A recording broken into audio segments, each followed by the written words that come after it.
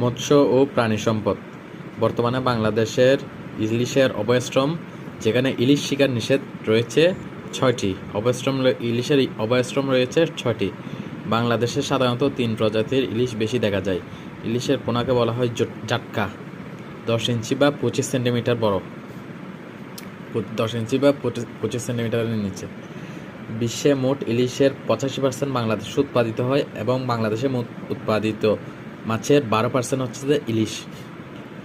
ইলিশের বংশবৃদ্ধি তথা জাটকা রক্ষায় নভেম্বর থেকে জুন মাস পর্যন্ত জাটকা ধরা নিষেধ। মা ইলিশ রক্ষা, ইলিশের বংশবৃদ্ধির জন্য মা ইলিশ রক্ষা, ইলিশের বংশবৃদ্ধির জন্য মা ইলিশ রক্ষা করা হয় 14 অক্টোবর থেকে 4 নভেম্বর, 22 দিন। বিশ্ববাজারে চিংড়ি সম্পদকে হোয়াইট গোল্ড বলা হয়। বাগদা চিংড়ি ব্ল্যাক টাইগার নামে খ্যাত। বাংলাদেশের চিংড়ির চাষ বেশি হয় সাতক্ষীরা, খুলনা, বাগেরহাট, কক্সবাজার, নোয়াখালী অঞ্চলে। বাংলাদেশে বাগদা চিংড়ি রপ্তানি পণ্য হিসেবে স্থান করে নেয় 80-র দশকে। বাগদা চিংড়ি বাণিজ্যিকভাবে চাষ শুরু করা হয় 1976 সাল থেকে।